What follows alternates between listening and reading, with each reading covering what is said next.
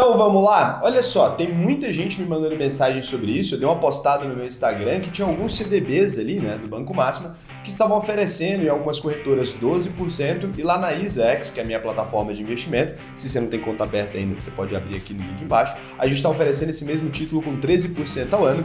E eu falei, olha, esse é um CDB, ou seja, renda fixa, né? É uma rentabilidade de 13% ao ano de forma garantida ali. E as pessoas ficaram me perguntando assim, Raul, que coisa estranha, como que pode ter uma rentabilidade garantida, né? E aí eu vou explicar um pouquinho mais para vocês sobre a segurança desse tipo de título e se essa rentabilidade faz sentido ou não e por que esse banco está oferecendo esse CDB com essa rentabilidade tão grande assim.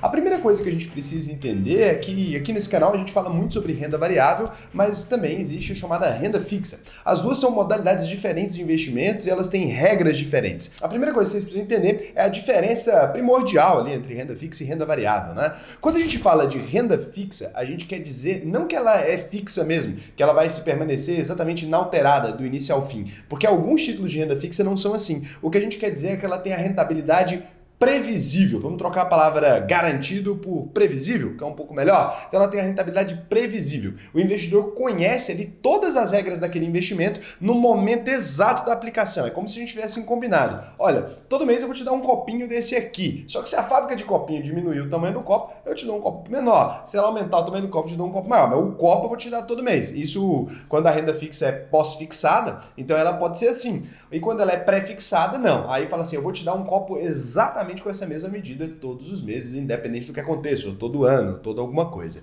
E ela é previsível, portanto. Já na renda variável, não tem nenhuma previsibilidade, ela é imprevisível, que é quando a gente investe em bolsa de valores, né, ali, ações, fundos imobiliários, rates americanos, ou no ETF, ou qualquer coisa desse tipo, a gente não tem ali nenhum tipo de previsibilidade. Eu falo assim para você, olha, você vai comprar esse copo aqui.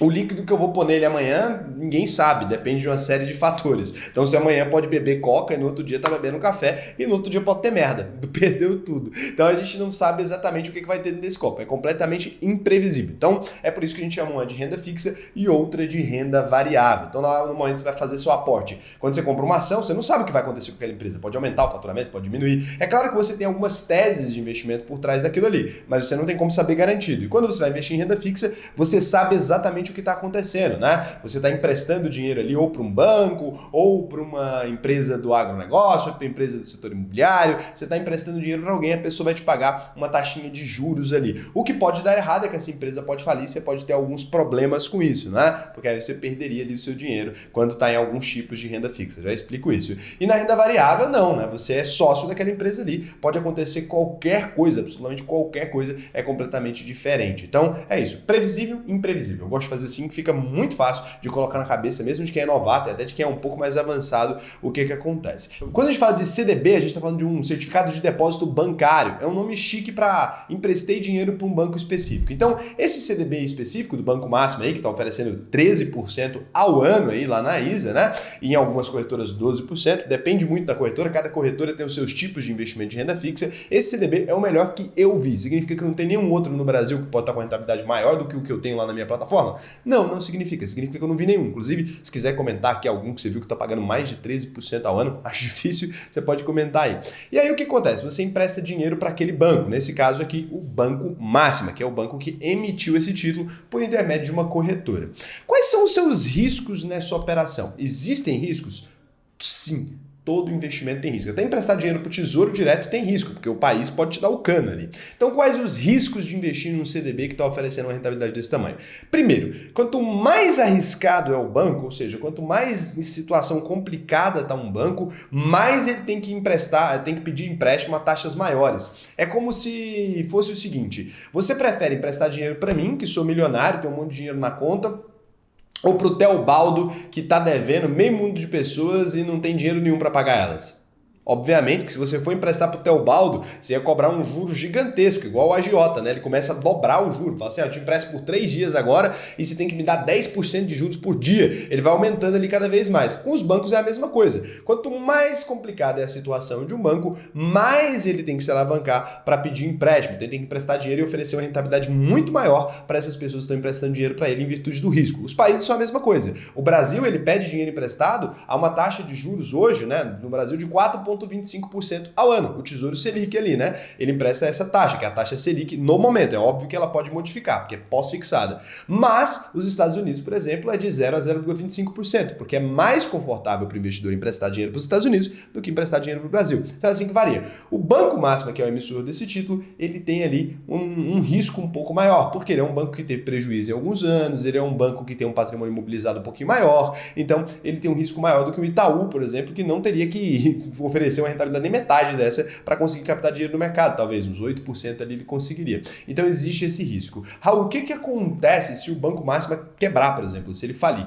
Então no Brasil a gente tem o Fundo Garantidor de Crédito, que a gente chama de garantia do FGC. Ele é um fundo que garante que quando você empresta dinheiro para um banco desse, se o banco quebrar, ele vai te cobrir ali. Ele é o chamado seguro, né? Como fosse um seguro. É o mesmo que garante a sua conta corrente lá do Itaú, o mesmo que garante a sua conta do Nubank, o mesmo que garante tudo, o dinheiro que você tem na conta, né? Não o dinheiro investido no Nubank. Cuidado, porque tem algumas regras disso aí. Eu já falei sobre isso nesse vídeo aqui do PagBank, Nubank, tá lá. Então, ele é o que garante ali o dinheiro que você tem na sua conta. Se o Banco Máxima quebrar, portanto, o Fundo Garantidor de Crédito, ele teria que te ressarcir. Mas ele não te ressarce sem limite. É isso que as pessoas não entendem. Então, se você tiver um valor ali de até R$250 mil, você está coberto pelo FGC. 100% coberto. Então, faliu o Banco Máxima lá, você tinha 100 mil investido, ele vai te devolver os 100 mil corrigido ainda pela rentabilidade que você tinha lá e você fica tranquilo. Só que esse seguro ele tem limite. Passou de 250 mil, você não receberia mais. Então, até 250 mil, você tem uma certa segurança. Outra regra é 250 mil por instituição. Então, se você pega esse título aqui na minha plataforma, na ISA lá, aí você pega 250 mil ali, investe, em outro você pega outro CDB, nada a ver com esse, vai lá e pega e investe mais em outra instituição, então ele cobriria ali para você 250 mil por instituição até o limite de 1 milhão, e se der problema, você tem que esperar 4 anos para o seu limite ser reestabelecido. Esse é o Fundo Garantidor de Crédito. Raul, o Fundo Garantidor de Crédito é 100% seguro? Consegue cobrir todo mundo? É claro que não. Se o Banco Máxima quebrar, sim, porque o Banco Máximo é um banco pequeno. Mas se o Itaú da vida, por exemplo, quebrar, provavelmente o Fundo Garantidor de Crédito, provavelmente não, estou sendo gentil. Provavelmente, se qualquer um desses bancões gigantes quebrarem, o Fundo Garantidor de Crédito ele quebra juntinho, porque o dinheiro que ele tem ali em caixa não seria suficiente para liquidar nada disso. Dito isso, Raul, o que é ali dos investimentos que é coberto pelo FGC? Nada de renda variável é coberto. Você pode perder o dinheiro ali, você é sócio, então você pode perder todo o dinheiro que você investiu. Você não pode ficar devendo. Se a empresa falir, você não deve nada, mas na renda variável ali em ações, se a empresa quebrar, você perde todo o seu dinheiro ali. Os fundos imobiliários, eles não podem se alavancar, eles não podem pegar empréstimo, mas se eles quebrassem ali, o problema é diferente, já vai para outra esfera.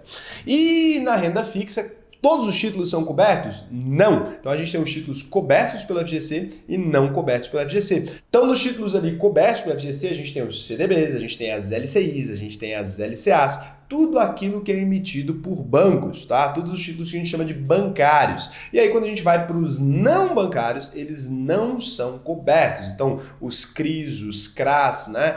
As debêntures que são emitidos por empresas ali, eles não são cobertos pelo FGC, que só garante os bancos. Então é muito importante você entender isso. E aí, se você quiser, de fato, depois de entender tudo isso, de entender os riscos e a estrutura, eu acho que é um risco ok, se você for dentro do limite de até 250 mil. Na minha opinião, você não está não protegido.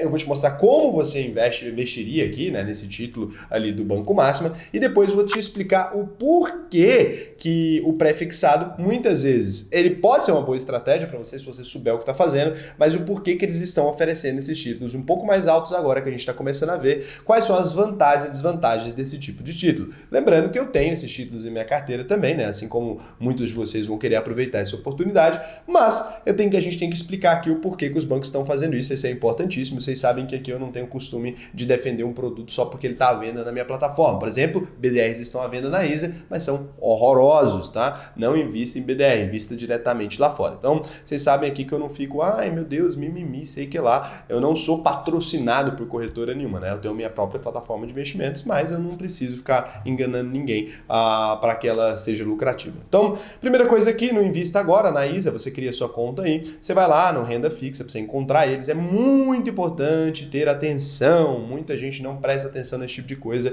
e acaba comprando uma coisa que não é aquilo que você quer. Eu vou explicar para você aqui agora. Por exemplo, quando você vem aqui em bancários, meu lindo, então você vem aqui em bancários, aqui ó, tá escrito pós-fixados. Aqui está escrito rentabilidade ao ano, 13,31%. Mas é pós-fixado, ele está pagando 140% do CDI. Se amanhã a Selic cair, né? A Selic caiu para metade. Essa rentabilidade aqui vai diminuir, tá bom? Então é importante você entender. Se é pós-fixado, ele está atrelado ao CDI ali, que é uma taxa. É uma taxa um pouquinho inferior à Selic, tá? Então ele está pagando ali em torno de 4,15% ao ano ali. Hoje, só que aí por que dá essa simulação aqui com a rentabilidade maior? Porque é 140% do CDI, ou seja, é 1,4 vezes e além de tudo, no dia ele está tentando considerar a taxa anualizada ali, ele está tentando considerar já os aumentos que está previsto para a taxa Selic nesse ano, e por isso está dando uma rentabilidade ao ano ali, anualizada de 13,31%, mas aqui você não está contratando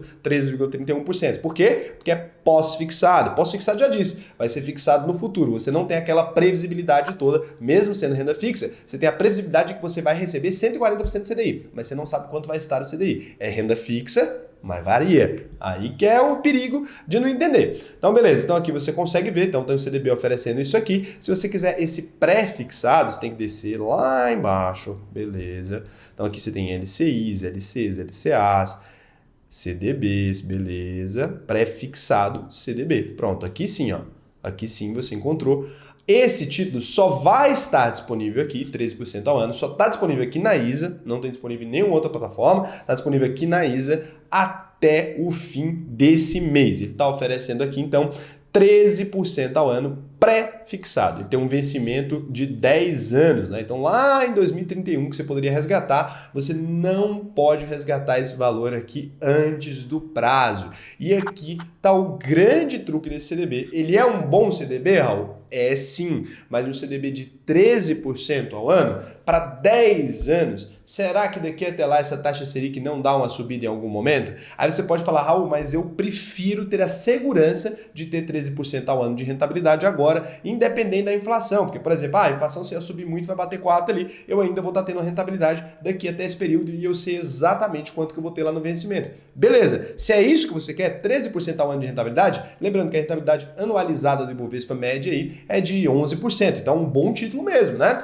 Beleza, você vai contratar ele aqui, 13% ao ano. Mas o que o Banco Máximo está considerando? Ele está considerando um aumento da Selic, ele está considerando que o cenário pode ficar um pouco mais positivo, que ele pode pegar essa dívida aqui e ela pode acabar sendo barata. Se tiver uma deterioração muito grande da taxa ali, ele pode acabar indo bem. Então é uma aposta aqui que o Banco Máximo está fazendo e você pode fazer sua aposta também e falar, porra, para mim 13% ao ano tá ótimo, prefiro ficar com isso aqui garantido. É um título muitíssimo interessante, principalmente considerando aqui os concorrentes, né? A gente vê aqui até empresas financeiras com risco até maior que ele, oferecendo 10,90, 10,61, 6,95, olha. Então assim, você tem títulos aqui oferecendo uma rentabilidade bem inferior, né? E ele está oferecendo 13% ao ano.